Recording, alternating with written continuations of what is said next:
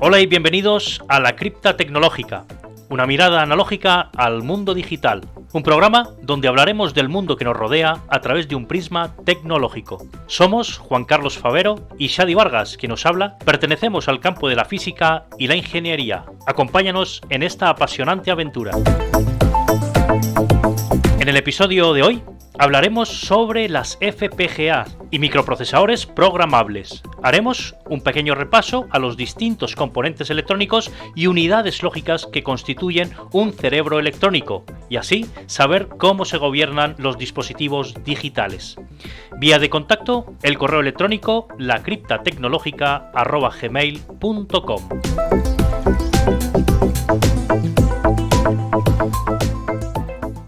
Muy buenas tardes, Juan Carlos, ¿qué tal estás? Hola, Shadi, buenas tardes, ¿qué tal? Vaya programa más apasionante nos espera hoy, ¿eh? Hombre, además este me pilla muy de cerca. Preparado también para cacharrear con esos aparatejos, ¿no? Pues sí. Yo siempre tengo una FPGA encima de la mesa. Salgo de casa sin mi FPGA. Pues nos contarás para qué es exactamente una FPGA, para qué sirve y qué es. Entonces déjame, Juan Carlos, para introducir el tema. Por supuesto, nosotros hemos oído hablar del mundo de la programación, ese software, ¿no? Ese lenguaje, a veces de alto nivel, no solamente de bajo nivel, que quiere decir que es más próximo al lenguaje máquina, casi esos ceros y unos, sino alto nivel, de tal manera que uno puede pues programar dispositivos electrónicos, y eso se puede ir con más complejidad, ¿no? Se va construyendo sobre ese concepto mecanismos más complejos. Pero claro, si nos hacemos la pregunta, ¿se podría diseñar un dispositivo que sobre la marcha se pueda comportar según unos requerimientos específicos? Es decir, ¿también programar ese hardware para que se comporte de manera distinta? Pues sí, y es una tecnología que no podemos decir que sea especialmente novedosa porque ya tiene 20 años en el mercado. O sea, es una tecnología bastante madura. Lo que pasa es que no ha llegado, por lo menos de manera clara, o de manera consciente más bien, al mercado, ¿vale? Al mercado de consumo. Pero sí es verdad que aunque los usuarios no lo sepan, algunos de los dispositivos que tienen llevan incorporada una pequeña FPGA que luego diremos lo que es precisamente eso que mencionas de hardware programable. Yo lo veo, Juan Carlos, como una especie de mecano electrónico. Ese mecano, cuando pues construíamos esas pequeñas naves espaciales, esos pequeños coches y jugábamos, podemos crear ese dispositivo o configurarlo de una manera que se comporte en función de eso, de lo que nosotros queramos que haga, ¿no? Pues sí, es incluso un paso más allá del mecano, porque el mecano podríamos decir que es coger los chips, que eso lo hemos hecho en las prácticas durante la carrera, y coger los chips, el multiplexor, el registro de desplazamiento, no sé qué, interconectarlos entre ellos y formar el circuito que tienes que hacer, ¿no? Pero la FPGA va un poquito más allá. Ya no es un solo chip donde dentro tiene ya un montón de recursos disponibles y a través de un lenguaje de descripción hardware, de diseño hardware, se puede interconectar esos recursos de manera que construyes el circuito que quieres implementar de una manera directa. Es un programador o un constructor de circuitos. Exactamente. O sea, digamos que la FPGA es el circuito virgen, es un circuito multipropósito, un hardware multipropósito, y puedes construir con él cualquier tipo no, pero casi prácticamente cualquier tipo de hardware que se te ocurra.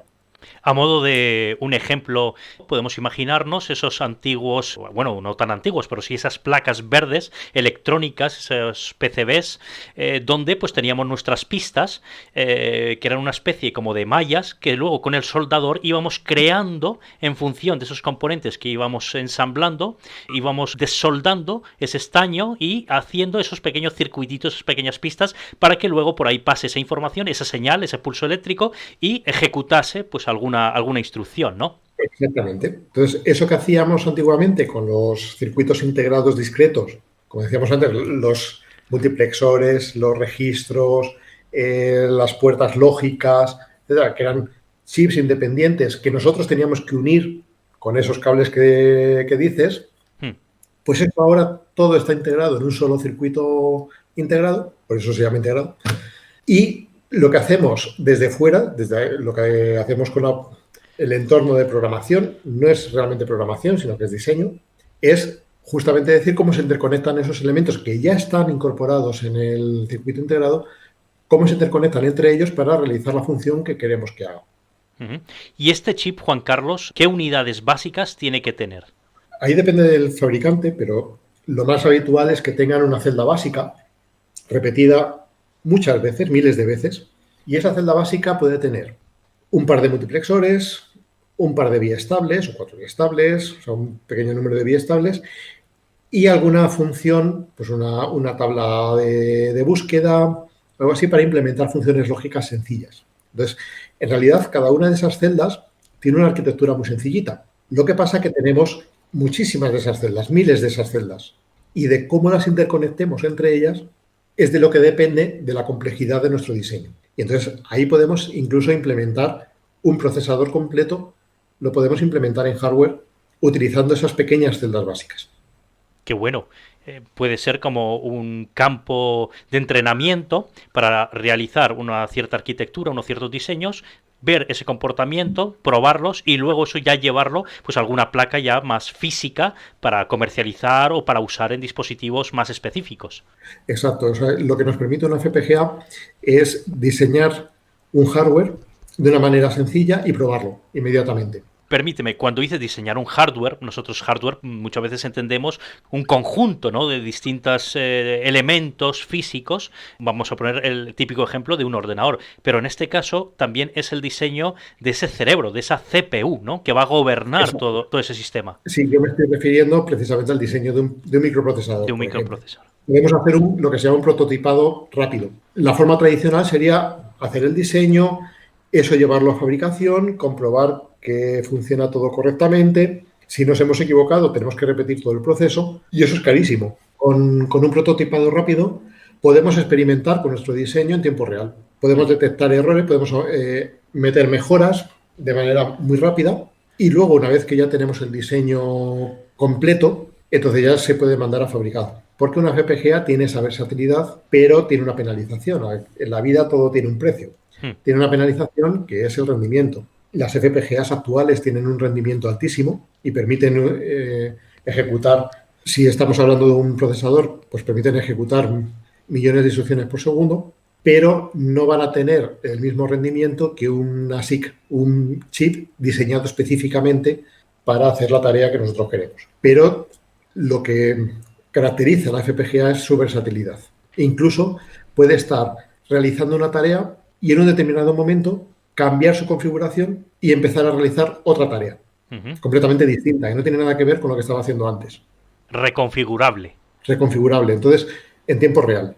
Así que es como si tuviéramos varios ordenadores, bueno, en realidad infinitos ordenadores o infinitos procesadores en un solo chip. Qué bueno. Y sobre todo que es más económico que estar imprimiendo, diseñando, llevando eso a producción para luego ver que si hay algún problema pues tendríamos que sacar nuevas versiones, como pasa con las placas base, ¿no?, de los ordenadores. Eso es. No sé si nuestros oyentes recuerdan el problema que tuvo un procesador, el Pentium, cuando salió, que tenía un bug en la operación de división y había determinadas operaciones de división que no las hacía correctamente. O sea, daba un resultado inexacto. Pues claro, eso es difícil de corregir en una SIC. Intel lo pudo corregir cambiando el microcódigo, pero el microcódigo en aquellos procesadores todavía estaba imbuido en el propio chip. Entonces, el chip que tenía aquel bug, pues ya está, lo tenía. Y la corrección había que hacerla por software, no había otra. Con una FPGA se detecta ese bug, se corrige, se reconfigura en caliente. la FPGA y ya está, corregido. Qué ventaja frente a lo primero, que sí es verdad que antes de sacar esos primeros microprocesadores tienen que hacer una serie, una pila de pruebas y someter a estrés todo ese sistema, pues para que no pase como esto, que a un gigante como Intel luego pues una división le dé unos resultados que no son los correctos, vamos a decir. Por eso el Pentium no se llamó, estaba el 8086, el 186, 286, 386, 486, el Pentium debería haberse llamado 586. pero cuando le pidieron que calculase su número de serie, el resultado que dio fue 585.999999 y por eso se llamó Pentium. Claro, 9 periodo y ahí ya dijo, oye, esto no es lo mío, hay que cambiar el chiste que se contaba en aquella época. Qué bueno. Claro, hablamos de la FPGA, pero también hemos dicho al principio los microcontroladores. ¿Es lo mismo? Por supuesto que no. Son lo opuesto. Un microcontrolador es un procesador de propósito general, es capaz de ejecutar instrucciones software, entonces puede resolver cualquier algoritmo computable que nosotros le pasemos en forma de programa, por eso son computadores de propósito general. Un microcontrolador es una CPU, o sea, es un procesador que está especializado en entrada-salida, en operaciones de entrada-salida, entonces tiene puertos de entrada-salida, temporizadores, conversores analógico-digitales, digitales analógicos, o sea, tiene una serie de periféricos ya incorporados, pero no deja de ser un procesador de propósito general. O sea, puede ejecutar cualquier algoritmo que nosotros le pasemos por software, en forma de programa.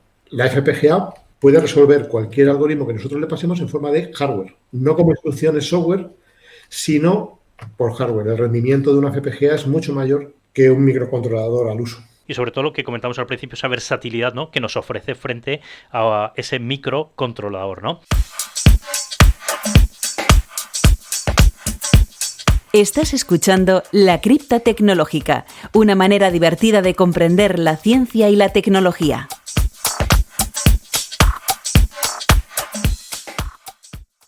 Juan Carlos, conocemos o nos referimos muchas veces a los microprocesadores como CPUs, ¿verdad?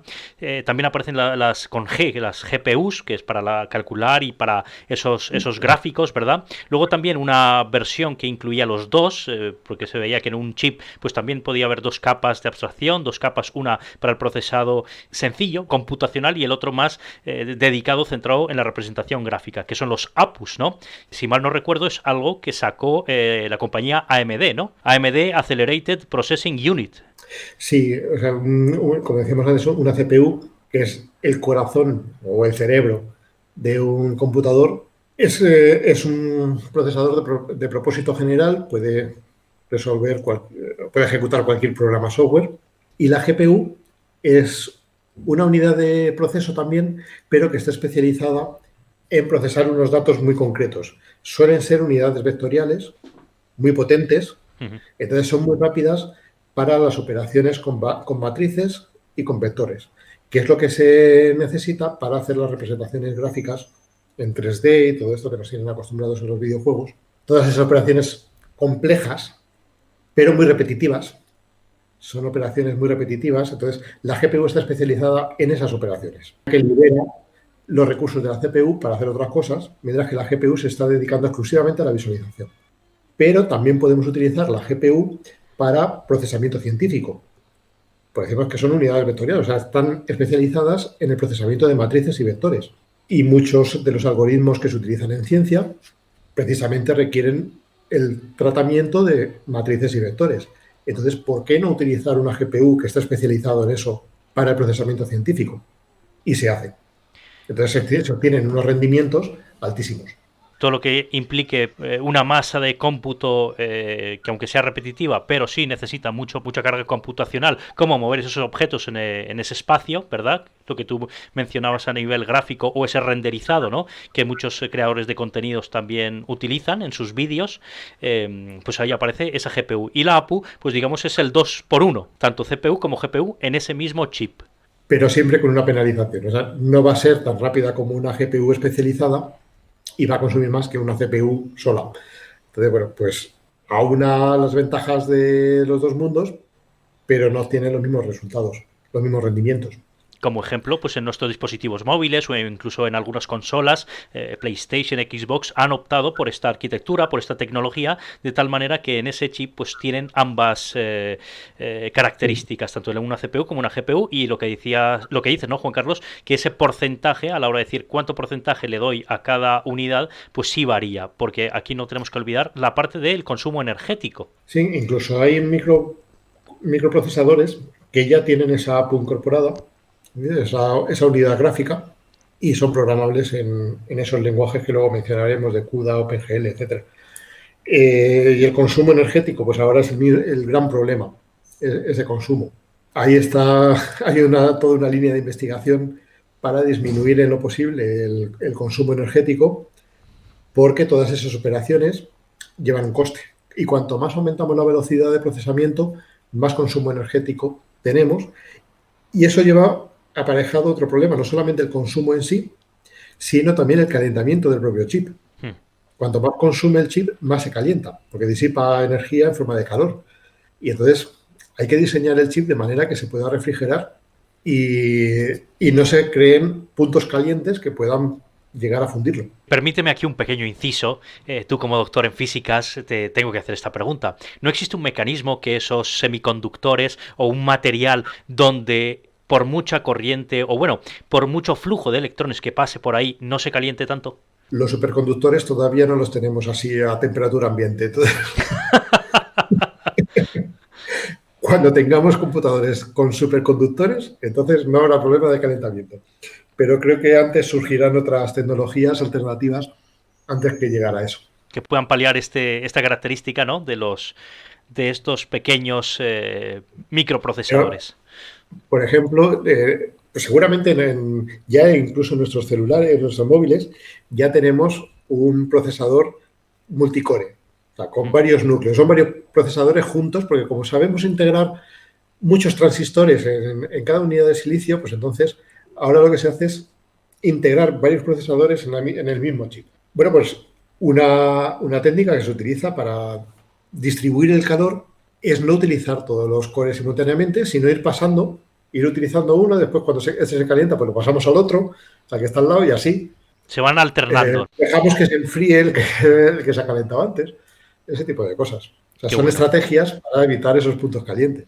Pues qué bueno, ¿no? Esta manera que también los físicos están trabajando para descubrir nuevos materiales que nos ayuden a poder tener más capacidad de cómputo y que en la palma de nuestra mano pues no notemos ese calor o esa oreja que de repente se torna en roja cuando estamos hablando mucho tiempo con el móvil, ¿no?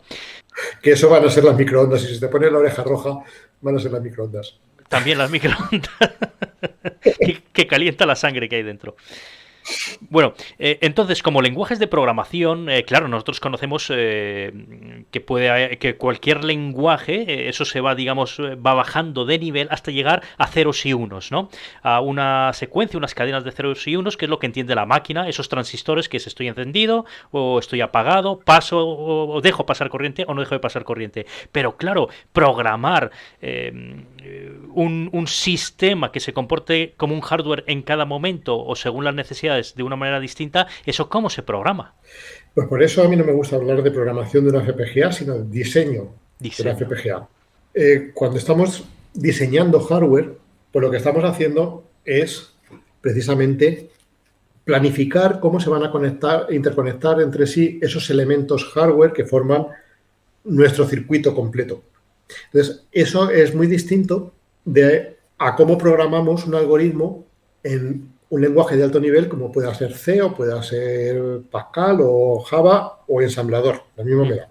Pero la filosofía es muy distinta. Cuando yo estoy programando en C, pues entonces tengo que tener muy claros cuáles son los pasos que tengo que seguir para resolver mi problema. Ese es el algoritmo. Y tengo que plasmar ese algoritmo, esos pasos, en el lenguaje que estoy utilizando en ese momento, ya sea C o sea Java, bueno, estamos hablando de lenguajes, C o C. Pero en cambio, cuando estoy diseñando hardware, no puedo pensar en una secuencia de operaciones porque todas las operaciones se van a realizar en paralelo. El hardware está funcionando en paralelo en toda la FPGA. Entonces sí que tengo circuitos secuenciales, pero yo lo tengo que pensar como una máquina de estados. Entonces, en lo que tengo que pensar es en qué elementos forman mi hardware, qué registros necesito, qué multiplexores, qué señales, cómo interconecto todo eso. Yo siempre me hago un dibujo. Antes de ponerme a diseñar con el lenguaje, con VHDL, que es lo que usamos habitualmente, pero podríamos utilizar Verilog, siempre me hago un dibujo, porque tengo que tener claro qué elementos hardware necesito, cómo los interconecto y qué es lo que quiero que hagan. Entonces, antes de ponerse, igual que en C, primero hay que hacerse el algoritmo, antes de ponerse a aplicar código, pues en estos lenguajes sucede lo mismo. Antes de ponerse a aplicar código, hay que planificar, hay que diseñar el hardware y después eso plasmarlo con el lenguaje, pero no al revés. No es una programación al uso, sino que es un diseño. Y un pequeño guiño para los oyentes programadores que nos estén también escuchando, decirles que, aunque Juan Carlos es muy partidario de C como lenguaje de programación, esos programadores de Java, de Python, pues espero que también antes de ponerse a picar código también lo escriben, ¿no?, en una hoja. Yo no soy partidario de C, yo soy partidario del ensamblador. Creo que tú me has sufrido con el ensamblador, ¿o no? Un poco sí. Que bueno, hay que de ese guiño. A ver, Juan Carlos, claro, estamos hablando del VHDL, ¿no? Entendemos también que es una manera de virtualizar, entre comillas, esa pequeña FPGA, ese pequeño hardware, para que se comporte, valga la redundancia, como otro hardware más específico. ¿Y qué pasa, por ejemplo, si yo quiero empezar a usar un concepto de programación de hardware, pero en la nube? Es decir, no tener que comprar físicamente ese pequeño cacharro. Pues también existe, no tienes problema. También existen servicios de FPGAs en la nube, de manera que tú haces tu diseño. Vamos a pensar, por ejemplo, que tienes una aplicación muy específica pues, para tratamiento de imágenes hiperespectrales. Entonces necesitas un hardware específico para hacer ese procesamiento y no te vale... O sea, necesitas un rendimiento alto y tienes que hacerlo por hardware. Has decidido que tienes que hacerlo por hardware. Entonces, te haces tu diseño hardware y lo envías a esa FPGA que está en la nube, en realidad no sabes dónde está, a alguna FPGA en algún lugar del mundo. Adquirirá esa configuración que tú le has dicho y su hardware empezará a comportarse como tú le has dicho. Le envías los datos, te los procesa a la velocidad de hardware y te los devuelve. O sea, tienes un procesador específico para tu aplicación en algún sitio, en la nube. Saludos desde México a nuestros amigos de la Cripta Tecnológica. Nos encanta escucharlos. Un fuerte abrazo desde el otro lado del Atlántico. Claro, nosotros cuando pensamos en un diseño hardware, en poder diseñar, en este caso, por supuesto, decimos hardware, pero estamos pensando en un microprocesador, una CPU que se comporte de una manera, siempre cualquier hardware, cualquier CPU optimizada y diseñada ad hoc para que se comporte de una determinada manera, es mucho más eficiente y más rápido que si yo tengo una CPU genérica que hace de todo un poco, ¿no? Eso es. Ese es el objetivo. Conseguir tener un hardware específico para la aplicación de manera que esa ejecución pueda ser mucho más eficiente. Pero al mismo tiempo tienes ese hardware que puedes reconfigurar y te sirve para ejecutar otra aplicación distinta. Claro. Entonces tienes un hardware de propósito general, no es una CPU de propósito general. Es un hardware de propósito general, tienes esos cubos, ese Lego ahí dentro de tu cubo, pero cada vez tú puedes diseñar o construir esos bloques que a ti te interesa, que formen una casa, como decíamos antes, un coche o lo que sea, de una manera más específica para lo que tú esperas de ello. Pero, como decíamos antes, hablábamos de las GPUs, si tienes una serie de operaciones que tienes muy claro qué es lo que tienen que hacer, entonces un hardware específico, como son los chips que llevan la GPU, va a ser mucho más eficiente que una FPGA, ¿claro? Porque es un hardware específico para eso. Uh-huh. El problema es que ese hardware solamente te sirve para eso. Claro. Una CPU te sirve para todo.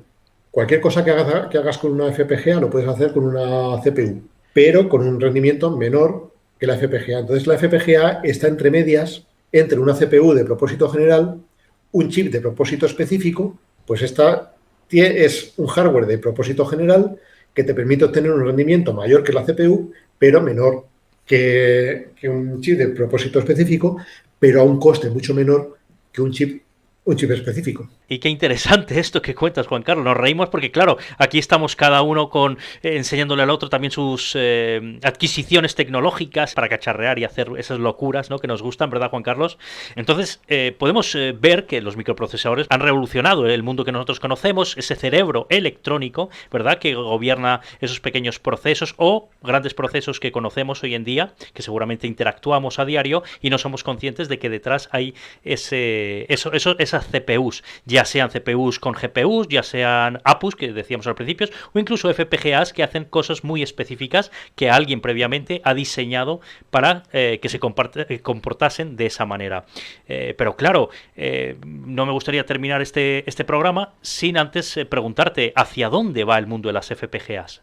A mí me gustaría acabar con un recorrido de la trayectoria de esto, ¿no? Porque cuando yo estudiaba la carrera por allá en los años 80, pues entonces también nos enseñaban en la carrera la lógica programable. Y eran las PLAs, Programable Logic Device, PLDs. No, Programable Logic Array. La A era de Array. Entonces, eran circuitos programables también. Algunos solamente se podían programar una vez porque se fundían unos fusibles internos y ya no se podía volver a programar, y eso permitían sintetizar operaciones lógicas sencillas, pero específicas para tu aplicación. Después de eso hemos pasado a las FPGA, que son, claro, según aumenta la capacidad de integración, pues ahora tenemos miles de puertas disponibles en un solo chip que podemos interconectar como nosotros queramos para formar cualquier circuito. ¿Qué tenemos ahora? Pues CPUs más FPGAs dentro del mismo chip. O bien una CPU a la que se le ha incorporado una pequeña FPGA para que realice tareas específicas en determinados momentos, o bien una gran FPGA a la que se le ha añadido una pequeña CPU para que realice tareas software en determinados momentos. Tenemos ejemplos de los dos casos. ¿A dónde iremos? Pues no lo sé. Según aumenta la capacidad de integración, pues las capacidades van aumentando y también va disminuyendo el coste, que es algo muy importante, con lo cual esta tecnología va llegando cada vez a más mercado, lo cual hace también que disminuya todavía más el coste. Entonces, ¿dónde llegaremos? No sé.